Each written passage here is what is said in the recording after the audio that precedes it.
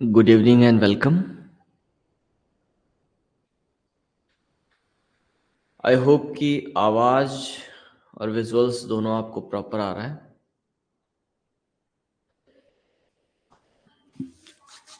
एक बार कंफर्म करिएगा। आज की क्लास जो है उसमें हम लोग आगे कंटिन्यू करने वाले हैं, जिसमें will study negative capability and dissociation of sensibility.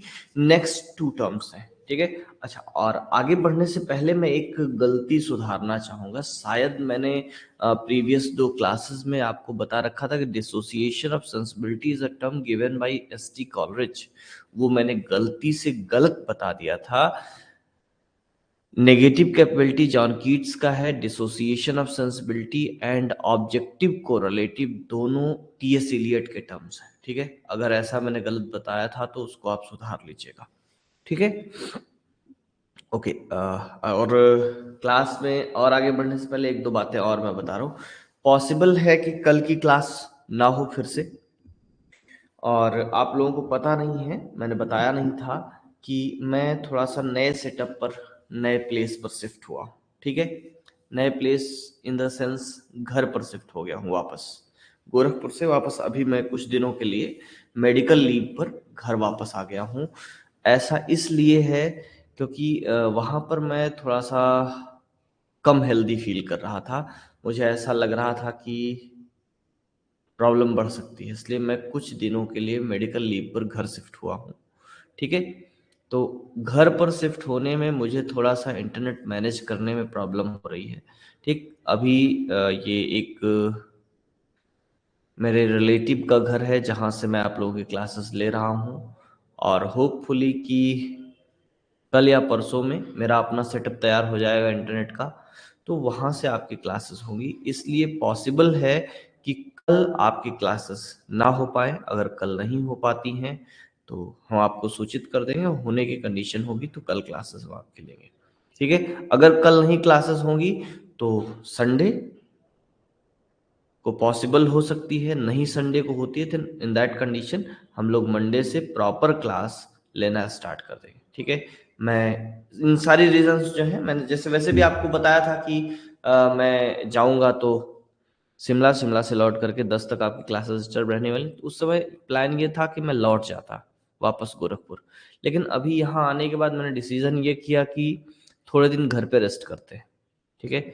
और घर का अच्छा खाना खाते हैं, थोड़ा सा रिलैक्स करते हैं, ताकि हेल्थ पूरी तरह से ठीक हो जाए, ठीक है। तो अभी बेटर फील कर रहा हूँ मैं घर पे आकर के, और यहीं से आपकी क्लासेस हो रही हैं। जो भी डिस्टरबेंस अभी हो रहा है वो केवल अभी इंटरनेट ना सेटअप हो पाने की वजह से हो रहा है, और जैसे ही इंटरनेट सेटअप हो जाएगा सारी प्रॉब्लम्स खत्म हो जाएंगी, क्योंकि हेल्थ का जो इशू था मेरा वो पूरी तरह से सॉल्व हो चुका है। मैं बहुत बेटर फील कर रहा हूँ घर पर आकर के, ठीक है। तो बस इतनी सी बातें हैं, अब स्टार्ट करते हैं क्लास, ठीक है। अच्छा, एक कंफ्यूजन और था, आप में से किसी ने मुझे मैसेज किया था कि जो यूनिटीज का है उसमें फोन से नहीं पढ़ पा रहे हैं, तो उसके लिए 2 ऑप्शन है। आप जिसने भी मुझको मैसेज किया था वो हमको व्हाट्सएप टेक्स्ट करिएगा या कॉल करिएगा कल, मैं आपको बुक्स बता दूंगा। अदरवाइज आप सीधे सीधे जो मैं पीडीएफ्स आपको ऐप पर अपलोड कर रहा हूँ, उन पीडीएफ्स को आप हमसे मैसेज करके व्हाट्सएप पर उसको ले लीजिए और प्रिंट कर लीजिए, क्योंकि मैं बुक्स जो बताऊंगा आपको वो मोटी मोटी बुक्स होंगी। वैसे मैं बुक्स एक दो बता ही देता हूँ, अभी मैं ले करके आया हूँ। ठीक है। लेकिन बस सिर्फ उतनी सी बात है कि 4 6 10 पेज उन बुक से पढ़ने को मिलेगा। ठीक, मैं आपको दिखा देता हूँ। एक तो ये बुक है, ठीक है, अ ग्लोसरी टू लिटरेरी टर्म्स, ठीक है, एम एच अब्राम्स की। इसमें ये ग्लोसरी है, अलग अलग टर्म्स जो हैं इसमें वो सारे के सारे इसमें मिल जाएंगे। ठीक है, कुछ चीजें आपको इस बुक में मिलेंगी, ये दिख रही है, ठीक है, an introduction to English criticism, B Prasad. ठीक है, एक ये बुक भी आप ले सकते हैं, और इसमें भी वही स्थितियां हैं कि थोड़ा थोड़ा टुकड़ों में मिलेगा। ठीक है, और इस बी प्रसाद की बुक की कीमत लगभग 200 है, और ये जो एम एच अब्राम्स है हमें लगता है 250 300 के आसपास की होगी। ठीक है, कीमत कितनी है एग्जैक्ट, लेट मी सी, नहीं कवर पेज पे होगी कीमत, पता नहीं कितनी है। ठीक है, तो उससे बेहतर है कि अगर आप चाहें तो किताब परचेज कर लें, और नहीं चाहते किताब परचेज करना, इन दैट कंडीशन हम आपको जो ऐप में अपलोड कर रहे हैं वही एज इट इज आप हमसे व्हाट्सएप पर ले लीजिए और प्रिंट करा लीजिए, वो सबसे इजी होगा तरीका आपके लिए। ठीक, और जैसे कुछ लोग होते हैं फोन में नहीं पढ़ते, मैं भी खुद फोन में बहुत कम पढ़ पाता हूँ, ठीक है, लेकिन बहुत सारे लोग होते हैं फोन में पढ़ लेते हैं, मैं नहीं पढ़ पाता, इसलिए मैं प्रिंट करके पढ़ता हूँ चीज़ों को। ठीक है, या बुक्स में पढ़ता हूँ, तो आपके लिए आसान तरीका होगा। बुक लेंगे, आपको सर्च करके पढ़ना पड़ेगा, और प्रिंट कर लेंगे, आपको एज इट इज उतनी चीज़ें हैं पढ़ने को मिल जाएंगी। ठीक, अब वापस चलते हैं आज के क्लास पर। और आज दो टर्म्स हैं जिनको हम लोग डिस्कस करने वाले हैं, एक तो होगा नेगेटिव कैपेबिलिटी और दूसरा होगा डिसोसिएशन ऑफ सेंसिबिलिटी। ठीक है, एक सेकंड, ये दोबारा कॉल आ रहा है, मैं सोच रहा हूँ कॉल ले लूँ। ठीक है,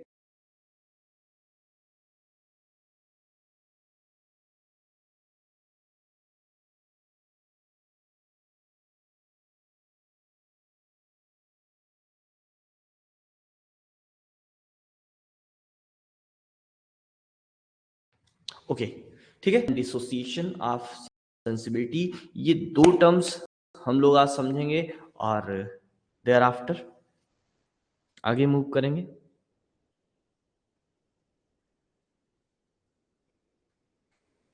सबसे पहले नेगेटिव कैपेबिलिटी, ठीक है, और रेस्ट थिंग समझने के बजाय सीधे सीधे हम आपको एक कट लेकर के दिखा रहे हैं। एक बुक से, मैंने एम एच अब्राहम की बुक से ले लिया है, उसको एक्सप्लेन करना हम सबसे बेटर समझ रहे हैं, उसको एक्सप्लेन कर देंगे, देयर आफ्टर हम इसको समझा भी देंगे इसमें क्या क्या चीजें हैं।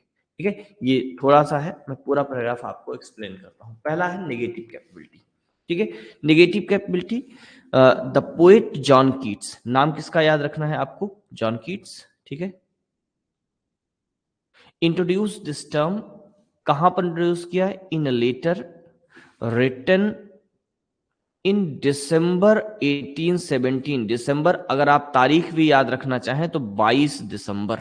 ठीक है, 22 दिसंबर 1817 को जॉन कीट्स ने एक लेटर लिखा था। किसको लिखा था, अपने ब्रदर टॉम या टॉमस, जॉर्ज और टॉमस दो ब्रदर्स हैं इनके, उनको इन्होंने एक लेटर लिखा था, और उस लेटर में तमाम चीजों का जिक्र किया था, और वहीं पर इन्होंने इसका भी जिक्र किया है। ठीक है, और जिक्र किया है क्या, कि नेगेटिव कैपेबिलिटी है क्या। ठीक, लेकिन पूरी बातें नेगेटिव कैपेबिलिटी है क्या वो उस एक लेटर से नहीं क्लियर होती हैं। जब कुछ और लेटर्स का भी डिस्कशन किया जाता है, वहां उनसे मिला करके समझा जाता है, तो नेगेटिव कैपेबिलिटी एग्जैक्टली है क्या वो थोड़ा सा समझ में आता है। ठीक, बहुत इलेबोरेटेड टर्म नहीं है ये।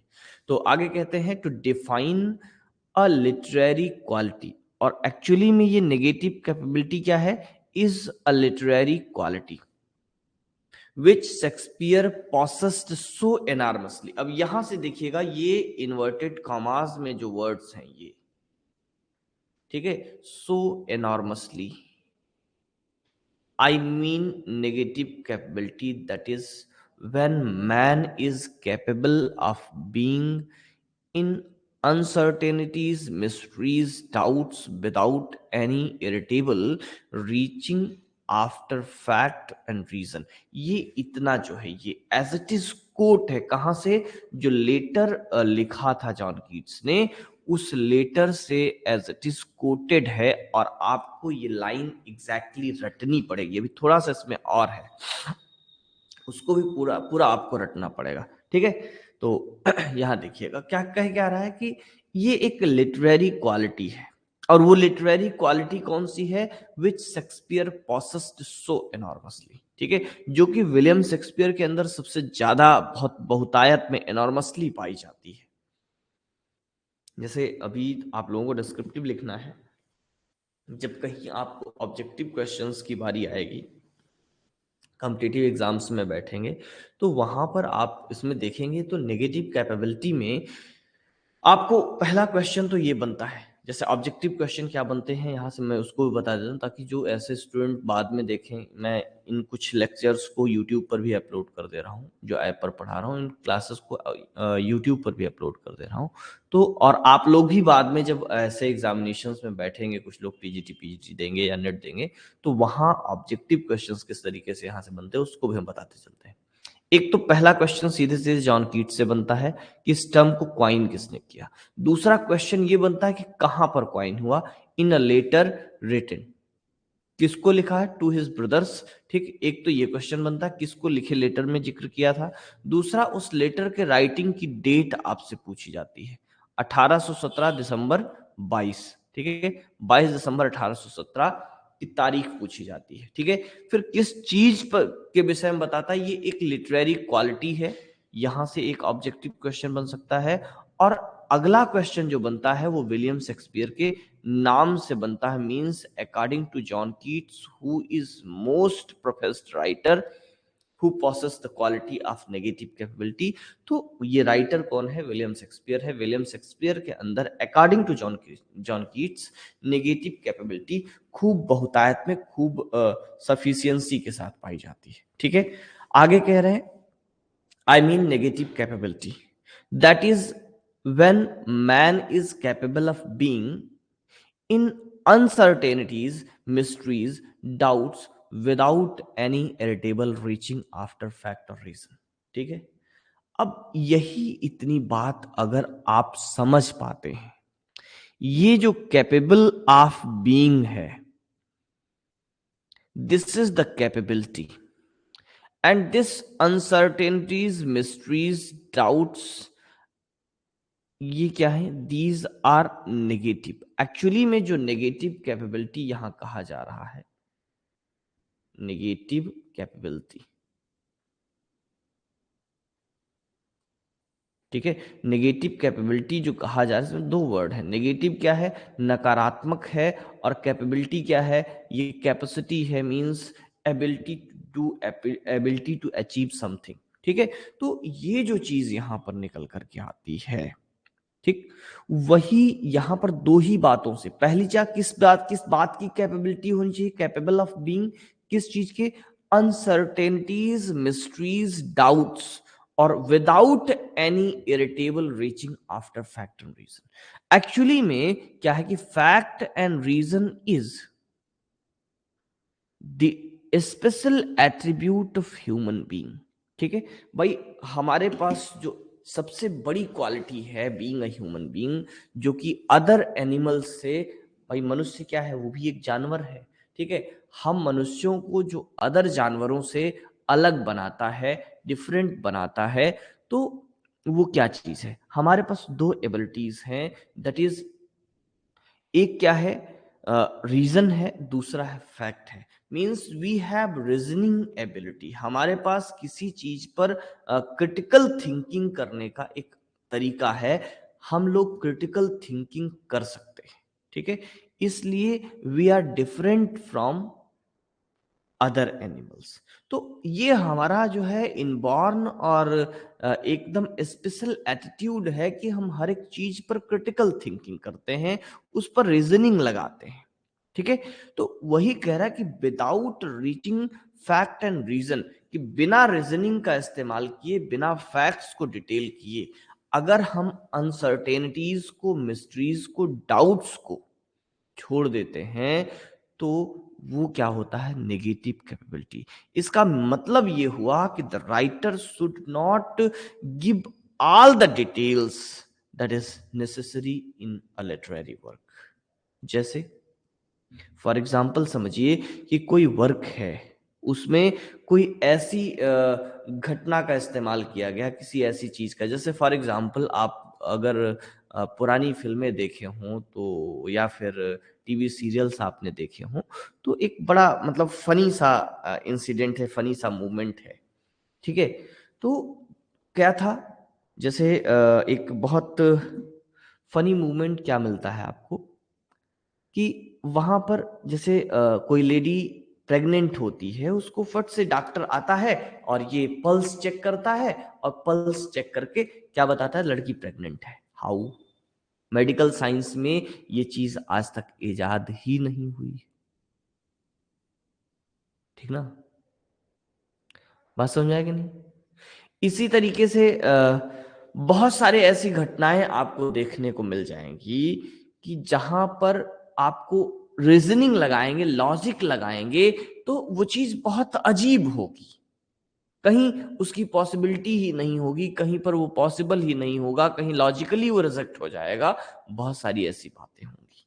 बट जब राइटर उस चीज के एक्सप्लेनेशन में ना पढ़ करके वो आगे की बात पर बढ़ जाए, ठीक है, दिस इज द कैपेबिलिटी, ठीक है। इसी को आगे जो है जब पीछे पीछे आगे नहीं कहे, पीछे की बात कहें, इनसे पहले के राइटर हैं एस.टी. कॉलरिज, उन्होंने इसी को एक तरीके से कहा था सस्पेंशन ऑफ डिसबिलीफ, ठीक है। अगर जो बिलीफ है उसको हम सस्पेंड कर सकें, एक्चुअली में उन्होंने सस्पेंशन ऑफ डिसबिलीफ कहा था रीडर के पॉइंट ऑफ व्यू से, और जॉन कीट्स जो लिखता है negative capability, this capability is of the writer, ठीक है। अगर हर नेसेसरी अननेसेसरी डिटेल में ना पढ़ के राइटर केवल अपने फोकस्ड सेंटर्ड वे पर चलता है, तो उसको क्या कह लेंगे हम लोग, नेगेटिव कैपेबिलिटी, ठीक है। तो ये सिंपल सी इतनी सी ही बात उन्होंने समझाई। क्या बात बताई कि which Shakespeare possessed means the capability which Shakespeare possessed so enormously. I mean negative capability, that is when man is capable of being in uncertainties, mysteries, doubts without any irritable reaching after fact and reason. आगे कहते हैं Keats constructed this quality of writings of Coleridge, who would let go by a fine isolated verisimilitude. Verisimilitude का मतलब होता है सत्याभास, सत्य का आभास होना, ठीक है। वही जिस चीज को अभी हम लोग कह रहे थे कि सस्पेंशन ऑफ डिसबिलीफ, तो ये किसके कॉन्ट्रास्ट में रख रहे हैं ये, कि जो एक एस.टी. कॉलेज का सस्पेंशन ऑफ डिसबिलीफ है या आइसोलेटेड वर्सिमिलिट्यूड है। आइसोलेटेड वर्सिमिलिट्यूड का मतलब किसी चीज को अलग होकर के सत्य का आभास देना, ठीक है, रियलिटी का आभास देना, उसको क्या कह रहे हैं, सत्याभास, ठीक है।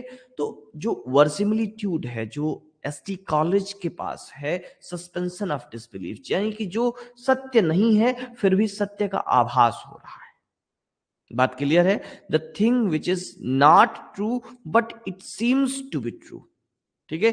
चीज सच नहीं है लेकिन सच प्रतीत होती है, वो क्या है, सत्याभास, सत्य का आभास होना, वो क्या है, वर्सिमिलिट्यूड है। और ये किसने कहा, किसने इस विषय में बात की, इस विषय में बात की एस.टी. कॉलरिज ने, ठीक है। तो उससे ये कॉन्ट्रास्ट करते हैं, correct, Keats contrasted to this quality the writings of Coleridge, ठीक है। जो एस.टी. कॉलेज की राइटिंग्स है उससे ये थोड़ा सा कंट्रास्ट करते हैं यहां पर। Who would let go by a fine isolated verisimilitude from being incapable of remaining content with half knowledge, ठीक है।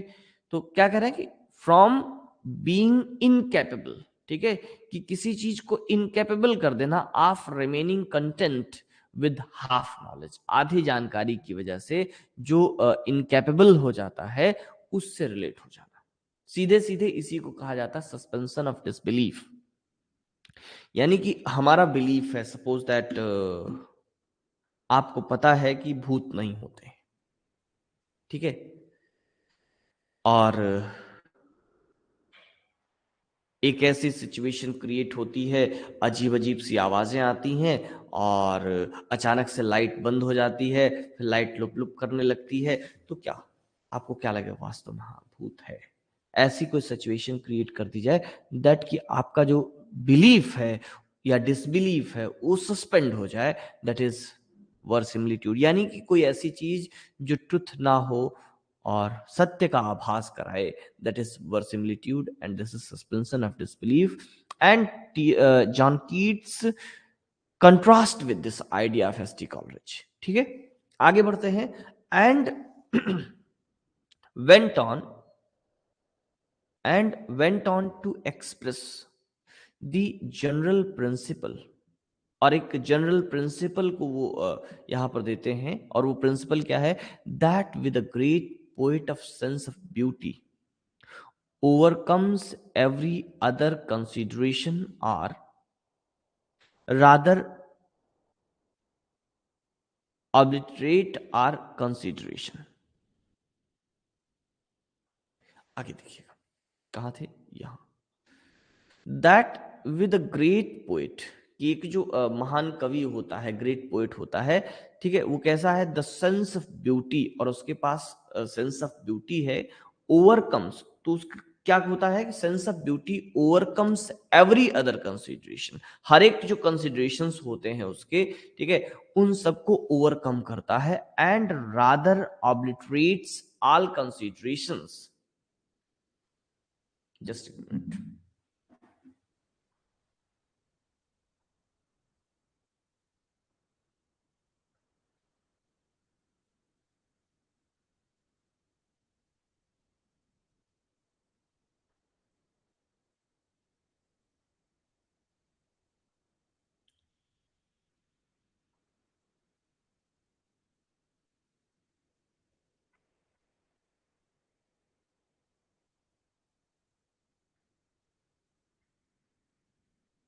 Okay, so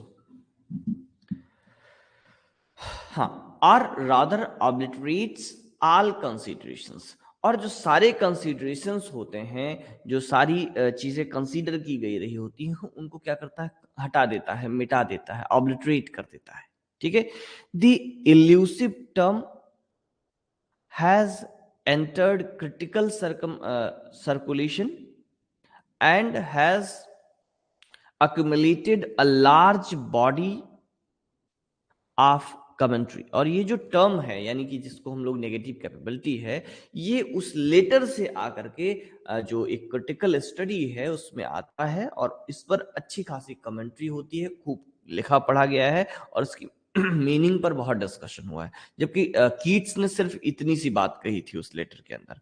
when conjoined with observations in other letter by Keats, negative capability can be taken. ठीक है, और John Keats के other letters का observation करने के बाद जो नतीजा निकलता है, तो ये जो नेगेटिव कैपेबिलिटी है उसमें दो विशिष्ट बातें उसकी मीनिंग में निकल करके आती हैं। पहली क्या है? First thing is that, number one, to characterize an impersonal or objective author who maintains aesthetic distance as opposed to a subjective author who is personally involved with the character and actions represented in a work of literature।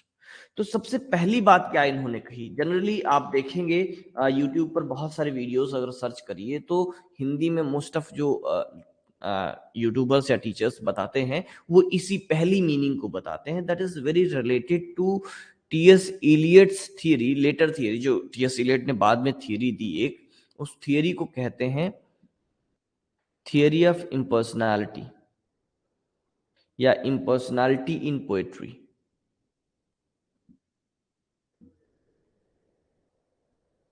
Impersonality in poetry, ठीक है। Poetry में impersonality की जो theory बाद में TS Eliot ने दी, तो पहला मीनिंग ऑफ नेगेटिव कैपेबिलिटी का उससे रिलेटेड है। ठीक है, पहला मीनिंग क्या कह रहे हैं कि कैरेक्टराइज एन इम्पर्सनल मीन्स कि writer must be impersonal while writing. ठीक है। Or objective, impersonal and objective both are synonymous, ठीक है, दोनों एक जैसी मीनिंग देते हैं, ठीक है। Author who maintains aesthetic distance, और उसको क्या करना चाहिए, एक एस्थेटिक डिस्टेंस मेंटेन करनी चाहिए with the work, with the text, ठीक है, as oppose to a subjective author, ठीक है। और वो किससे अपोज करता है, जो कि एक सब्जेक्टिव ऑथर से अपोज करता है। मींस कि राइटर दो तरीके की राइटिंग कर सकता है। एक तरीके की राइटिंग होगी जहां राइटर खुद बोलेगा, आई के फॉर्म में बोलेगा, वी के फॉर्म में बोलेगा, means writer himself will be present there, ठीक है। जो पोएट होगा, जो राइटर होगा, वो खुद वहां पर प्रेजेंट होगा, that is subjective way of writing. लेकिन ऑब्जेक्टिव का मतलब हुआ कि जहां पर राइटर आउटसाइड है, बाहर से ऑब्जर्व कर रहा है। तो यहां पर कीट्स का जो कहना है वो यही है कि negative capability can be achieve by objective writing, ठीक है। जो ऑब्जेक्टिव वे ऑफ राइटिंग है, ऑब्जेक्टिव पोएट्री है, वो नेगेटिव कैपेबिलिटी को अचीव कर सकती है। इसलिए राइटर को क्या करना चाहिए, should be away from the work, should maintain an aesthetic distance, ठीक है। उसको एक एस्थेटिक डिस्टेंस मेंटेन करनी चाहिए। Or the writing should be impersonal, ठीक है। राइटिंग कैसी हो, इम्पर्सनल हो, यानी कि राइटर का कैरेक्टर उसमें ना रिफ्लेक्ट हो, आई के फॉर्म में ना लिखा जाए, ऐसा कीट्स का मत है, ठीक है। Who is personally involve, subjective writing में क्या होता है, subjective writer is personally involve with the characters and actions represented in a work of literature, ठीक है। जो सब्जेक्टिव राइटर होता है, जो सब्जेक्टिव राइटिंग है, उसमें कैरेक्टर्स जो होते हैं या जो एक्शंस होते हैं, उससे जो राइटर है वो डायरेक्टली इन्वॉल्व होता है, ठीक।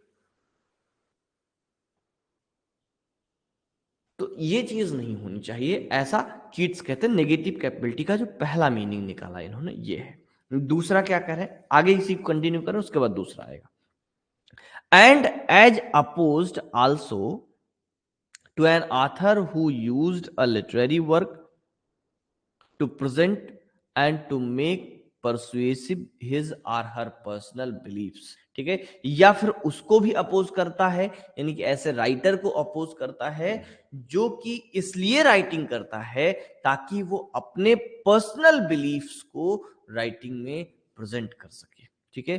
तो ऐसा नहीं होना चाहिए। पोइट्री और writing should be impersonal according to John Keats and his term negative capability. और दूसरा मीनिंग क्या निकल करके आता है यहां पर, दूसरा मीनिंग आता है that is to suggest that, means the term negative capability suggest that when embodied in a beautiful aesthetic artistic form, और जब वो एक सुंदर आर्टिस्टिक फॉर्म में निकल करके सामने आता है, the literary subject matter concepts and characters are not subject to the ordinary standards of evidence, truth, and morality as we apply these standards in the course of our everyday experience, ठीक है। और जो characters हैं, जो actions है, जो matter है, जो सब्जेक्ट है उस लिटरेरी राइटिंग में, वो कैसा हो, not subject to the ordinary standards of evidence. जो ऑर्डिनरी एविडेंस होते हैं, जो ऑर्डिनरी सब्जेक्ट्स हैं, ऑर्डिनरी कॉन्सेप्ट्स हैं, उससे उसके जैसा नहीं होना चाहिए कि स्टैंडर्ड होना चाहिए, ठीक है। ऑर्डिनरी नहीं होना चाहिए, ऐसे ऑर्डिनरी स्टैंडर्ड्स जो कि हम लोग अपने एवरीडे एक्सपीरियंसेस में रखते हैं, वैसा नहीं होना चाहिए। Means the writing, the character should be extra ordinary, ठीक है। तो ये दो बातें निकल करके आती हैं जो अदर क्रिटिक्स, अदर कमेंटेटर्स इनके अदर लेटर्स को ऑब्जर्व करने के बाद समझते हैं या डिस्क्राइब करते हैं। सिंपल सा अगर सरल भाषा में हम आपको समझाएं तो negative capability is the capability of writer that makes him writing in impersonal way, means writing of a poet or writer should be impersonal, should be away from the life and personal views of the writer, ठीक है। दूसरी बात क्या होनी चाहिए, the writing, the character, the subject matter and the action should not be ordinary but standard और extra ordinary. ठीक है, ऑर्डिनरी नहीं होने चाहिए, एक्स्ट्रा ऑर्डिनरी होनी चाहिए। And the other important thing that is described bye Keats himself in the letter, that is, the writer should be capable of leaving some things undiscussed, unreasoned, and not elaborated, यानी कि कुछ ऐसी चीजें जो कि जरूरी नहीं है उनका बहुत अननेसेसरी डिस्क्रिप्शन देने की कोई आवश्यकता नहीं है। ऐसा कौन कहता है? जॉन कीट्स कहता है अपने नेगेटिव कैपेबिलिटी के विषय में। और अगर ऐसी क्वालिटी एक राइटर अचीव कर पाता है then he can be a great writer. ठीक है, तो अगर नेगेटिव कैपेबिलिटी की क्वालिटी एक राइटर में आती है तो ये जो है उसको एक ग्रेट राइटर बनाती है। ठीक है, तो उम्मीद है कि नेगेटिव कैपेबिलिटी थोड़ा थोड़ा समझ में आया होगा।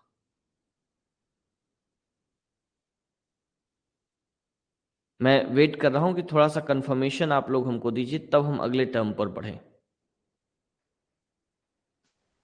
और अभी जो है कुछ एक पीडीएफ भी हम अपलोड कर देंगे, एक दो पीडीएफ्स, उसको आप पढ़िएगा। ठीक है, उसमें ये सारी चीज़ें पीडीएफ में मिल जाएंगी, और भी बुक से मैं जो चीज़ें हैं उसको वहां पर अपलोड कर दूंगा।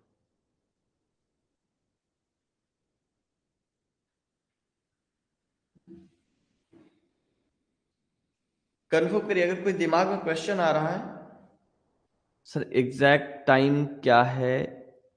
अच्छा, एग्जैक्ट टाइम किस चीज की? क्लास का टाइम?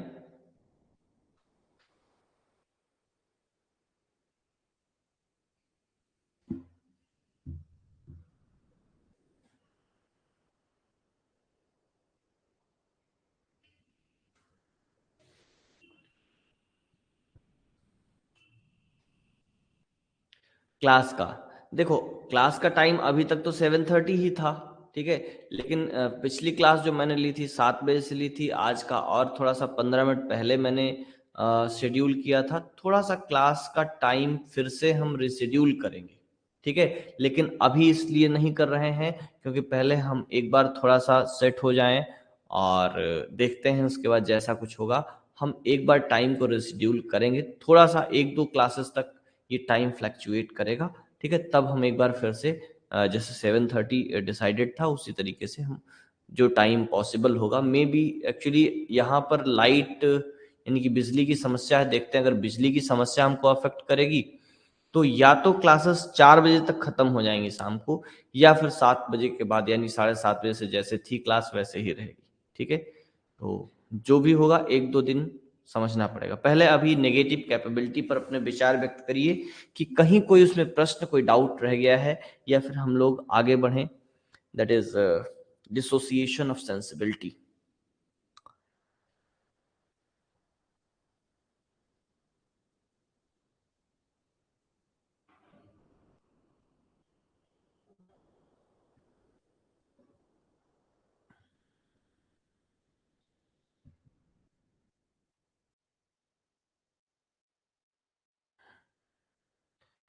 मैं इंतजार कर रहा हूं 1 मिनट आपके लिए कि अगर किसी का कोई डाउट है, कोई प्रश्न है तो लिखिएगा। ठीक है, तब उसके बाद हम लोग आगे कंटिन्यू करते हैं डिसोसिएशन ऑफ सेंसिबिलिटी।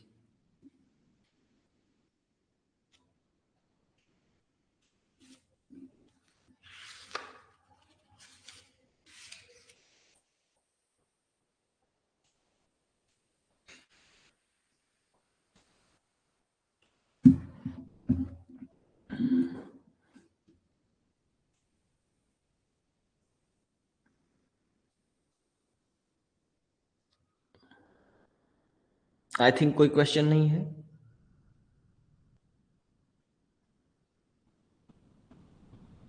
चलिए आगे बढ़ते हैं। देखिए, डिसोसिएशन ऑफ सेंसिबिलिटी, तो डिसोसिएशन ऑफ सेंसिबिलिटी किसका टर्म है? Is a term by T S Eliot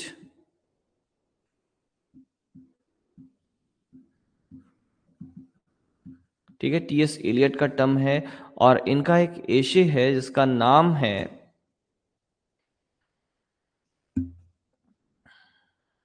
metaphysical poets, metaphysical poets, एक मिनट, हाँ, द मेटाफिजिकल पोएट्स, ऐसे का नाम है द मेटाफिजिकल फिजिकल पोएट्स। ठीक है, ये ऐसे पब्लिश हुआ था किसमें, सेलेक्टेड एसेज में। इनका वर्क है कलेक्शन सेलेक्टेड एसेज। ठीक है, सेलेक्टेड एसेज में इनका ये वर्क पब्लिश हुआ, मेटाफिजिकल पोएट्स। और उसी मेटाफिजिकल पोएट्स में टीएस इलियट ने कॉन्सेप्ट दिया किसका, डिसोसिएशन ऑफ सेंसिबिलिटी। किसका, डिसोसिएशन ऑफ सेंसिबिलिटी। और इसी से जुड़ा हुआ एक दूसरा टर्म है जिसको कहते हैं एसोसिएशन ऑफ सेंसिबिलिटी। क्या कहते हैं, एसोसिएशन।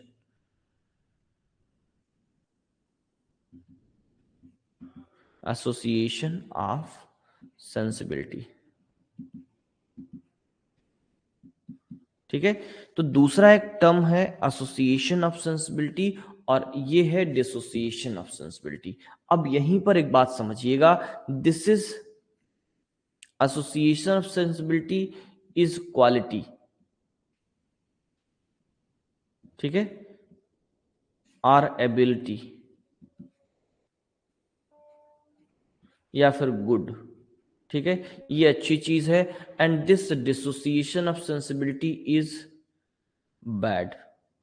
ठीक, bad quality of poet and poetry. ठीक है, तो जो इनका एसे था मेटाफिजिकल पोएट्स, उसमें इन्होंने डिस्कशन किया किसके विषय में, TS Eliot has discussed about metaphysical poets. Metaphysical poets कौन थे, metaphysical poets early 17th century, early 17th century में हुए थे। अर्ली 17th सेंचुरी का मतलब है कि 1601 से 1650 के बीच के टाइम में हुए थे। 50 तक नहीं गए थे, एक्चुअली में टाइमिंग जो था वो था इनका 1642 या फिर 49। ठीक है, क्योंकि 1642 में सिविल वार स्टार्ट हो गया था। अच्छा, कुछ ये दिख नहीं रहा होगा आपको। ठीक है, मैं नीचे लिखता हूं, इनका टाइमिंग क्या था, 1601 से 1642। ठीक, 42 या फिर 49, 49। 42 इसलिए मैंने कहा कि 42 में सिविल वार स्टार्ट हुआ था। ठीक है, और दूसरा 49 इसलिए मैंने कहा कि यहां पर किंग चार्ल्स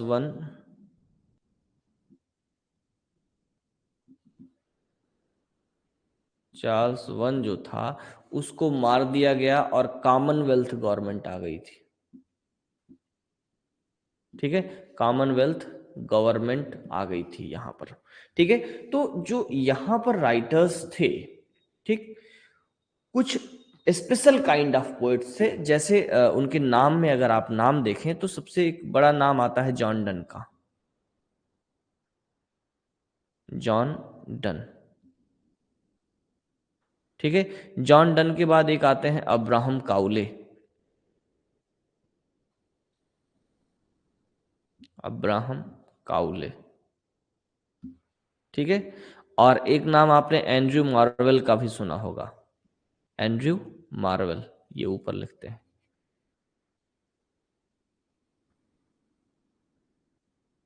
ठीक है, तो और भी कई सारे राइटर हैं, लेकिन ये दो तीन नाम हमको जो याद थे मैंने आपको बताया। ये इन राइटर्स को एक स्पेशल कैटेगरी दी गई, इनको कहा गया मेटाफिजिकल पोएट्स। ठीक है, कुछ पर्टिकुलर क्वालिटी के साथ। तो इन्हीं के विषय में डिस्कशन करते हुए इन दोनों पॉइंट्स को इन्होंने डिस्कस किया, association of sensibility and dissociation of sensibility. And TS Eliot describes that the poets after metaphysicals from John Milton to W B Yeats. ठीक है, जॉन मिल्टन से लेकर के डब्ल्यू बी ईट्स तक के जो पोएट्स थे उनके अंदर एक कमी थी. वो कमी क्या थी? दिस कमी थी कि डिसोसिएशन ऑफ सेंसिबिलिटी. सेंसिबिलिटी क्या है? That is balance between thought and feeling, balance between emotion and intelligence. Emotion और इंटेलिजेंस या थॉट और फीलिंग के बीच में जो एक बैलेंस होना चाहिए वो नहीं है. अगर बैलेंस है दोनों के बीच में तो उसको कहते हैं association of sensibility, and this is the sign of good poetry. ठीक है, अगर दोनों के बीच में बैलेंस नहीं है then this is the sign of bad poetry, और इसे कहते हैं dissociation of sensibility. And TS Eliot was of the view that the metaphysical poets like Elizabethan poets have association of sensibility, but the poets onwards John Milton till in the 20th century till the poets W.B. Yeats have no association of sensibility. That's why on this ground their poetry is not appropriate. They have dissociation of sensibility. तो इसी बात को थोड़ा सा समझते हैं, और हमने यहाँ पर भी आपको एक वही बुक से एक पेज मैंने लगा दिया है जिसको हम आपको एक्सप्लेन करेंगे. कहते हैं कि dissociation of sensibility was a phrase introduced by TS Eliot in his essay the metaphysical poets. कब? 1921 में ये एसे पब्लिश हुआ था. ठीक है, Eliot's claim was that John Donne and other metaphysical poets of the early 17th century, like the Elizabethan and Jacobean dramatists, possessed a mechanism of sensibility. ठीक है, तो टीएस इलियट का कहना है कि जो जॉन डन हैं या फिर उनके साथ के अन्य जो मेटाफिजिकल पोएट्स हैं उनके पास एक स्पेशल मैकेनिज्म है. किस चीज का मैकेनिज्म है? They have mechanism of sensibility. उनके पास सेंसिबिलिटी का एक स्पेशल मैकेनिज्म है. ठीक है, which could devour any kind of experience. Devour का मतलब होता है भक्षण कर लेना, निगल लेना, जो किसी भी प्रकार के एक्सपीरियंसेस को, अनुभव को अपने में मिला सकता है, भक्षण कर सकता है. ठीक है, कहना they manifested a direct sensuous apprehension of thought and felt their thought as immediately as the odor of a rose. ये जो डबल कोट में देख रहे हैं आप लाइनें, ये सीधे सीधे इलियट के एसेस से ली गई हैं. ठीक है, कौन कौन से quotes? A direct sensuous apprehension of thought, और दूसरा their thought as immediately as the odour of rose. Odour का मतलब होता है खुशबू. ठीक है, तो कह रहे हैं कि they manifested a direct sensuous apprehension of thought. ठीक है, उनका जो एक थॉट का सीक्वेंस है, उनके जो थॉट्स हैं वो उसी तरीके से, जैसे जितनी तेजी के साथ वो डेवलप होते हैं, और उसी तरीके से दे फेल्ट देम. ठीक है, they felt their thought as immediately as the odour of rose. ठीक है, जैसे जितनी तेजी के साथ आपको गुलाब की खुशबू महसूस होती है. ठीक है, जैसे आपने आपके सामने गुलाब आया और आपने सोचा कि आपके सामने गुलाब है, और तब तक आपकी नाक में उसकी खुशबू महसूस हो जाती है. इन द सेम वे कि जैसे वो विचार करते हैं, जैसा वो सोचते हैं, जैसी उनकी थिंकिंग उनकी पोएट्री में है, in the same way they feel. Means there is an association of sensibility. Association of sensibility means there is balance between thought and feeling. There is balance between intelligence and emotion in the works, in the poems of the writers or poets of metaphysical group or we can say that John Donne and other metaphysical poets. ठीक है, आगे बढ़ेंगे तो कह रहे but in the 17th century a dissociation of sensibility set in. लेकिन आगे कह रहे हैं भाई लेकिन इनके बाद मेटाफिजिकल पोइट्स के बाद जो 17th सेंचुरी आगे कंटिन्यू होती है उसमें क्या हुआ, एक डिसोसिएशन ऑफ सेंसिबिलिटी मिलता है। ठीक है, सेट इन कहां से, from which we have never recovered, और उससे हम लोग कभी रिकवर नहीं कर पाए। किस चीज से, जो डिसोसिएशन ऑफ सेंसिबिलिटी प्रेवेल हुई इन द 17th सेंचुरी, उससे पूरी तरह से कभी भी हम रिकवर नहीं कर पाए। रिकवर नहीं कर पाए का मतलब है कि पोएट्री जो है वो इस डिसोसिएशन ऑफ सेंसिबिलिटी से रिकवर नहीं कर पाई, इंग्लिश पोएट्री। ठीक है, आगे कहते हैं this dissociation of intellection, intellection that is बुद्धि। ठीक है, dissociation of intellection from emotion and sensuous perception according to Eliot was greatly aggravated by the influence of John Milton and John Dryden, and most of the later poets writing in English either thought or felt but did not think and feel as an act of unified sensibility. अब तीसरा भी term आपको मिला, unification of sensibility. तो ये तीन terms आपको दिमाग में हमेशा रखना है, unification of sensibility, dissociation of sensibility, association of sensibility. Unification and association is same thing and dissociation is opposite of that. ठीक है, तो यहां पर कह रहे हैं कि दिस डिसोसिएशन ऑफ इंटेलेक्ट, ठीक है, ये जो बुद्धि है, इंटेलेक्ट इज एक्चुअली दिमाग, ये जो बुद्धि है, इंटेलेक्ट जो है, that is associated with thought and emotions are associated with feelings। ठीक है, तो इमोशन और फीलिंग्स, मैं सही कह रहा हूं, एक मिनट, हाँ, इंटेलिजेंस एंड थॉट एक साइड में है, इमोशन एंड फीलिंग दूसरी साइड में है। इमोशंस को फील किया जाता है, इंटेलेक्ट थिंकिंग का काम करता है। तो कह रहा है कि ये जो इंटेलेक्शन है, ये जो थॉट है, उसका जो डिसोसिएशन है किससे, फ्रॉम इमोशन, इमोशन के साथ जो डिसोसिएशन है, और क्या चीज है, and sensuous perception. Sensuous perception का मतलब जो हमारी इंद्रियां हैं वो जो परसेप्ट करती हैं, जो महसूस करती हैं, जो देखती हैं। ठीक है, यानी कि हमारे इमोशन और सेंसुअल परसेप्शन और हमारी थॉट प्रोसेस, हमारी बुद्धि के बीच का जो डिसोसिएशन है वो क्या हुआ, अकॉर्डिंग टू इलियट कहते हैं, वाज ग्रेटली एग्रेवेटेड। एग्रेवेटेड का मतलब होता है बिगाड़ दिया जाना। ठीक है, तो वो बिगाड़ दिया गया किसके द्वारा, by the influence of John Milton and John Dryden. John Milton और जॉन ड्राइडन जो कि 17th सेंचुरी के ही पोएट्स हैं, कह रहे हैं कि इनके प्रभाव के द्वारा ये जो डिसोसिएशन है उसको और ज्यादा बिगाड़ दिया गया। ठीक है, जो थोड़ा कम था वो बढ़ गया। ठीक है, and most of the later poets writing in English either thought और फेल्ट।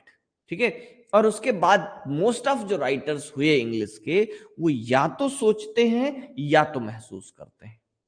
जबकि एसोसिएशन ऑफ सेंसिबिलिटी और यूनिफिकेशन ऑफ सेंसिबिलिटी क्या कहता है, वो ये कहता है कि thought and feeling must go together. ठीक है, जो विचार किया जाए वही महसूस किया जाए। लेकिन यहां पर क्या है, पोएट या तो विचार करता है, या तो थिंक करता है, या तो फील करता है। ठीक है, कह रहे हैं इंग्लिश इधर थॉट और फेल्ट, या तो विचार करता है या तो फील करता है, महसूस करता है, but did not think and feel as an act of unified sensibility. जबकि वो थिंकिंग और फीलिंग दोनों एक यूनिफाइड सेंसिबिलिटी के रूप में नहीं कर पाता है। आगे बढ़ते हैं, क्या कहते हैं, Eliot's vaguely defined distinction. Eliot ने ये जो बहुत अस्पष्ट, वेगली का मतलब होता है अस्पष्ट, डिफाइंड डिस्टिंक्शन, उनका ये जो बहुत अस्पष्ट रूप से डिफाइन किया हुआ डिस्टिंक्शन है, डिफरेंस है, had a great Vogue specially among American new critics the, ठीक है। और ये जो उनका बहुत अस्पष्ट रूप से अंतर किया हुआ जो टर्म है, डेफिनेशन है, डिस्टिंक्शन है, वो जो है काफी समय तक प्रचलन में रहा। वोग का मतलब होता है प्रचलन, ठीक है। VOGUE वोग दैट इज प्रचलन, VAGUE दैट इज अनक्लियर, ठीक है। स्पेशली किसके बीच में, जो अमेरिकन न्यू क्रिटिक्स है, ठीक है। ये न्यू क्रिटिक्स का एक ग्रुप है जो कि अभी शायद आपको नहीं पढ़ना है, ठीक है। तो उनके बीच में ये बहुत प्रचलित था। आगे देखेंगे, the dissociation of sensibility was said to be the feature of weakened most poetry between Milton and later writings of WB Yeats. क्या कह रहे हैं कि dissociation of sensibility was said, ऐसा कहा जाता है कि ये जो डिसोसिएशन ऑफ सेंसिबिलिटी है to be the feature that weakened most poetry, ठीक है। ये वो फीचर है, ये वो गुण है जो कि मोस्ट ऑफ पोएट्री, कहां से कहां तक के बीच में, मिल्टन से WB ईट्स के बीच में जो पोएट्री मोस्ट ऑफ लिखी गई, उसका एक बहुत कमजोर कर देने वाला फीचर है, यानी कि उसका एक बहुत बुरा फीचर है, ठीक है। Dissociation of sensibility means this is the fault found in the poetry written between Milton and Yeats. Milton और ईट्स के बीच में जितनी पोएट्री लिखी गई, उसमें ये एक बहुत बड़ा फॉल्ट देखने को मिलता है, ऐसा TS इलियट कहते हैं, ठीक है। आगे देखेंगे, and was attributed particularly to the development in the 17th century, ठीक है, of the scientific conception of reality as a material universe stripped of human values and feelings, ठीक है। तो आगे इसी बात को कह रहे हैं कि इसका जो श्रेय जाता है, किसको जाता है, कह रहे हैं वॉज एट्रीब्यूटेड। और ये जो डिसोसिएशन ऑफ सेंसिबिलिटी है, इसका जो एट्रीब्यूशन है, इसका श्रेय जिसको दिया जाता है, किसको, particularly to the development in the 17th century, 17वीं शताब्दी में इसके डेवलपमेंट का श्रेय जाता है, ठीक है। Of the scientific conception of reality, जो रियलिटी का, वास्तविकता का जो एक साइंटिफिक कॉन्सेप्शन आ गया, उसको इसका सबसे प्रमुख श्रेय जाता है, इसके डेवलपमेंट का 17th सेंचुरी में, ठीक है। As a as a material universe, material का मतलब जो वस्तुवादी या सांसारिक यूनिवर्स हो गया, stripped of human values and feelings, जिसने मनुष्य की जो वैल्यूज हैं और फीलिंग्स हैं उनको स्ट्रिप कर दिया, उनको खत्म कर दिया। तो बस इतनी सी बातें यहाँ थी। इसके बाद ये पूरा रेफरेंस है, ये जो इतना लिखा हुआ है ये रेफरेंस है, आप यहाँ से और भी रेफरेंस ले सकते हैं। अच्छा नहीं, आगे थोड़ा सा और दिया है, ठीक है। ये पूरा रेफरेंस है, ठीक है। आगे देखिएगा, स्पेशली आफ्टर 1950s, 1950 के बाद, however Eliot's conception of a sudden but persisting dissociation of sensibility came in for a strong criticism on the ground that it is an invalid historical claim that was contrived to support Eliot's disapproval as a political and social conservative of the course of English intellect, political and religious history after the Civil War of 1642, as well as rationalize Eliot's particular poetic reference। तो कह रहे हैं 1950 के बाद, ठीक है, Eliot's conceptions of a sudden but persisting dissociation of sensibility comes in a strong criticism, ठीक है। और 1950 के बाद ये बहुत मतलब स्ट्रांगली इस पर चर्चा हुई, जो TS इलियट का कॉन्सेप्ट है डिसोसिएशन ऑफ सेंसिबिलिटी का, ठीक है। और strong criticism on the ground that, और इस ग्राउंड पर इसकी चर्चा हुई, that it is an invalid historical claim, कि ये एक इनवैलिड हिस्टोरिकल क्लेम है, ठीक है, कि ये क्लेम जो है ऐतिहासिक रूप से एक तरीके से इनवैलिड है, that was contrived to support Eliot's disapproval, जो इलियड के डिसअप्रूवल को सपोर्ट करता है, ठीक है। और आगे कहते हैं of the course of English intellectual political and religious history after the civil war of 1642। 1642 के सिविल वॉर के बाद की जो हिस्टोरिकल कंडीशंस थी उसका जो एक डिस्कशन करते हैं, वो कह रहे हैं कि इसका हिस्टोरिकल क्लेम इनवैलिड है। तो ये आगे की क्रिटिसिज्म की चीज है, कॉन्सेप्ट इसके ऊपर का ही है, ठीक है। एक्चुअल कॉन्सेप्ट क्या है वो सिर्फ इतना सा था, ठीक है। सिंपल सा सरल भाषा में एक बार फिर से इसको समझने की कोशिश करते हैं। सिर्फ और सिर्फ यहाँ पर इलियट क्या कह रहे हैं कि इलियट का कहने का जो सेंस है वो ये है कि जो डिसोसिएशन ऑफ सेंसिबिलिटी है वो 17th सेंचुरी के बाद से लेकर के W.B. ईट्स तक के पोएट्स में देखने को नहीं मिलता है। और डिसोसिएशन ऑफ सेंसिबिलिटी है क्या? डिसोसिएशन ऑफ सेंसिबिलिटी जो है वो ये कहता है कि जो थॉट है वो फीलिंग है, दोनों एसोसिएटेड नहीं है, ठीक है, दोनों अलग अलग है। जबकि होना क्या चाहिए अच्छी पोएट्री में, thought and feeling must be together, must be associated, ठीक। तो यही इतनी सी बात थी, इसी को कहते हैं डिसोसिएशन ऑफ सेंसिबिलिटी। और इसके पहले हम लोगों ने समझा नेगेटिव कैपेबिलिटी। अब कल की क्लास में यानी कि नेक्स्ट क्लास में हम लोग नेक्स्ट टर्म जो है, जो कि टी.एस. इलियट का ही टर्म है, ऑब्जेक्टिव कोरिलेटिव समझेंगे। और उसके बाद फिर जो इज्म्स हैं उन पर हम लोग आगे पढ़ेंगे, ठीक है। तो बस आज की क्लास में इतना ही। और अगर आपका कोई क्वेश्चन है फट से लिखिए, अदरवाइज हम लोग सेशन को करेंगे यहीं पर समाप्त।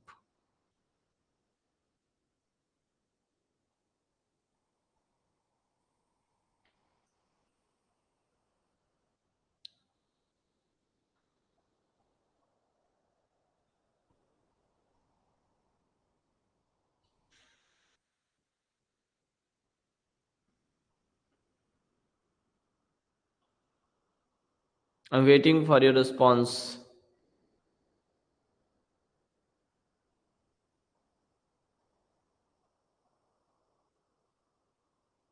अच्छा, हमें लगता है जो नए स्टूडेंट्स ज्वाइन किए हैं उनमें से या तो पता नहीं चल पाता लोगों को, या तो लोग ज्वाइन नहीं कर पा रहे हैं।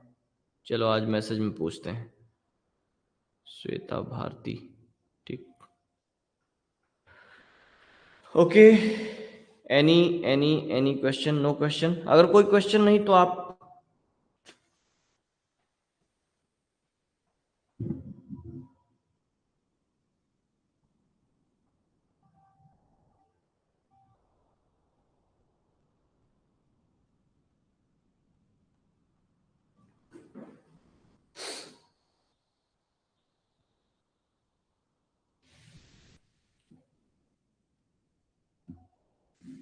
ओके। So thank you. एक दो, चलिए क्लास आज, हाँ याद रखिएगा, मे भी पॉसिबल है कि कल की क्लास ना हो, वैसे कोशिश होगी कि हो जाए। अगर नहीं होती है तो बस 1 या 2 दिन का डिस्टरबेंस और हो सकता है, उसके बाद क्लासेस आपके रेगुलर चलेंगे।